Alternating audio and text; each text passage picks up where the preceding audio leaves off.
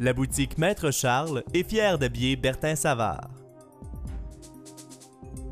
En manchette cette semaine, on ajoute de nouveaux circuits à la CIT La Presqu'île. Grand lancement pour le dernier ouvrage de Marcel Brouillard. Et un nouveau bureau de circonscription pour Anne Mintuquash.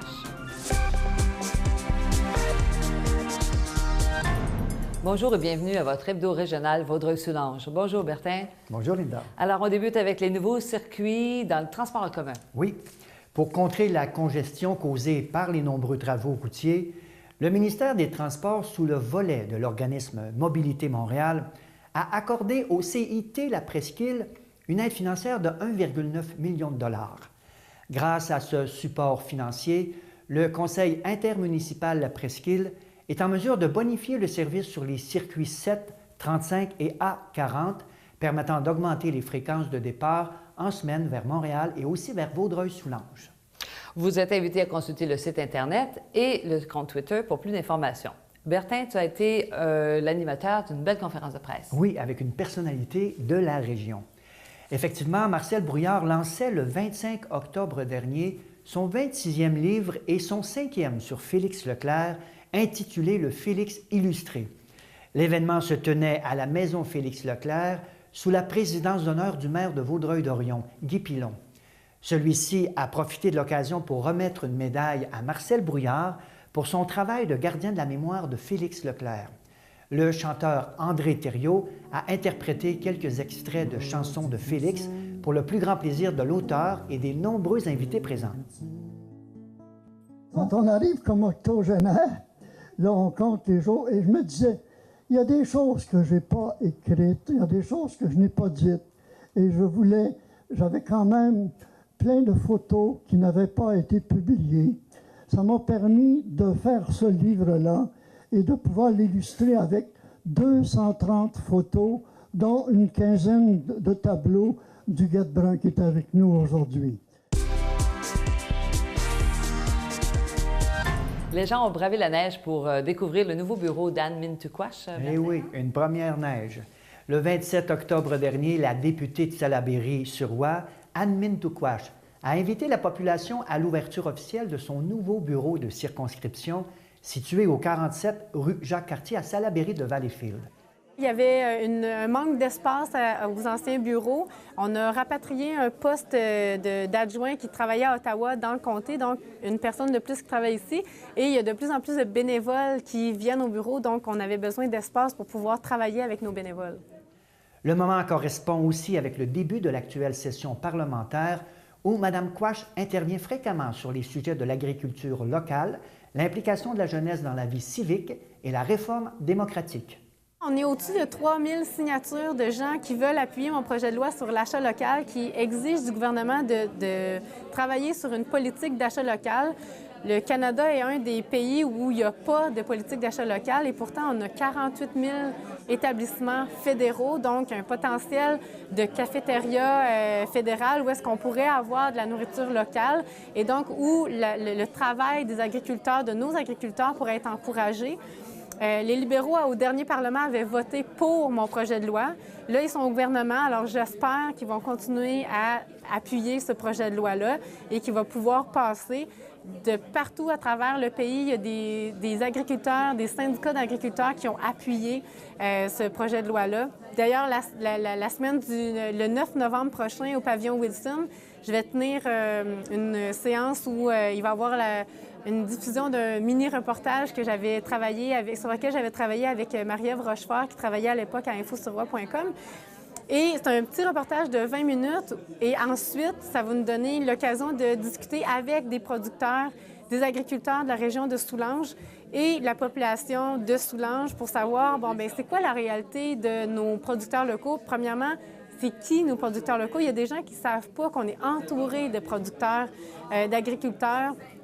Donc, c'est de faire connaître cette réalité-là, de permettre aux gens de savoir est-ce qu'il y a des marchés courts, est-ce qu'il y a des marchés publics, est-ce qu'il y a possibilité d'aller rencontrer directement les agriculteurs?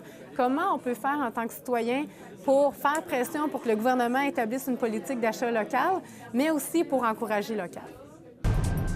Et le dîner de la députée de Vaudreuil a été un franc succès.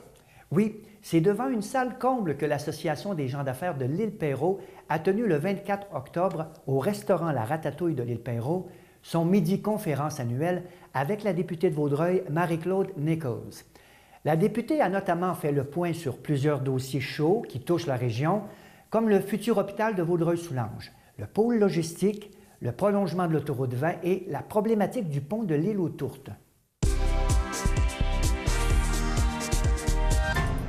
On retourne à l'horaire d'hiver pour les écocentres de la MRC de Vaudreuil-Soulanges. Oui, Bertin, afin de s'adapter aux différentes périodes de pointe annuelles, les 4 écocentres de la MRC changent d'horaire, et ce jusqu'au 31 mars. Rappelons que les écocentres sont des lieux de dépôt volontaire qui offrent aux citoyens un service complémentaire aux différentes collectes municipales en vue de réduire l'enfouissement. Les citoyens sont priés de visiter le site Web pour connaître le nouvel horaire des écocentres. Premier bal masqué au profit de la culture de la région. Oui, Bertin, un bel événement. Le bal masqué de la culture s'est tenu le 29 octobre dernier au Café de l'Horloge à Rigaud. Certains ont fait beaucoup d'efforts pour se costumer avec originalité et le DJ Sugar s'est merveilleusement prêté à les faire danser jusque tard dans la nuit. Les profits de la soirée ont été versés au Conseil des arts de la culture de Vaudreuil-Soulanges. Et les citoyens sont invités à rencontrer les témoins privilégiés de Félix Leclerc. Oui, la Maison Félix-Leclerc tiendra son cocktail annuel de financement, Vignes et terroirs, le 24 novembre prochain à 17 h à la Maison Félix-Leclerc sous la thématique des témoins privilégiés. C'est dans cette optique que le public est invité à venir rencontrer et échanger avec certains de ces témoins privilégiés dans le cadre d'un 5 à 7. D'ailleurs, Mme Janine Suteau, amie et voisine de Félix Leclerc, ainsi que le fils de Félix Leclerc, Martin Leclerc, seront les invités d'honneur. Maintenant, l'appel de candidature pour le prix du Conseil des arts et des lettres du Québec. Le prix créateur ou créatrice de l'année en Montérégie est remis par le Conseil des arts et des lettres du Québec en collaboration avec le Conseil montérégien de la culture et des communications. Assorti d'un montant de 5 000 $, il vise à reconnaître un artiste montérégien pour l'ensemble de son parcours et l'excellence de son œuvre. La date limite pour déposer les candidatures est le 2 décembre. Et finalement, la Maison Tressler prépare déjà Noël. Oui, le 24 octobre dernier, la Maison Tressler dévoilait les activités de la 6e édition de son légendaire marché de Noël qui aura lieu les 12 et 13 novembre prochains. Un rassemblement important de créateurs, d'artisans, de divers producteurs, sans oublier le village du Père Noël avec les bébés alpagas. Les petites annonces communautaires sont une présentation de la Corporation de développement communautaire de Vaudreuil-Soulanges. Bientôt la Journée nationale des enfants et on invite à porter le ruban bleu, Bertin. Oui, Linda. Le 20 novembre prochain, l'organisme Espace Suroît participera aux célébrations de la Journée nationale des enfants. Cette journée sert à promouvoir les droits des enfants et à reconnaître que les enfants sont des êtres à part entière et qu'ils ont le droit de jouir d'une enfance en sécurité et sans violence. L'organisme invite donc la population à se joindre au mouvement en portant le ruban bleu. Si vous voulez vous procurer des rubans bleus, téléphonez au numéro au bas de l'écran. Bertin, il y a des nouveaux locaux pour l'organisme PS Jeunesse. Oui, l'organisme procédera à l'inauguration officielle de ces nouveaux locaux situés au 99 rue Salaberry à Valleyfield le 22 novembre prochain. L'organisme ouvrira ses portes au public de 13 h à 16h30. Lors de l'événement, il y aura une visite guidée des locaux, une présentation de l'équipe et de l'information sur les différents programmes offerts. On encourage le partage dans le temps des fêtes, Bertin. Oui, très belle initiative. Le Centre d'action bénévole L'Actuel organise le 13 décembre prochain une journée de dons de jouets neufs pour les familles en difficulté de la région. Vous pouvez aussi parrainer une famille en faisant l'achat de quelques denrées ou en offrant une carte cadeau.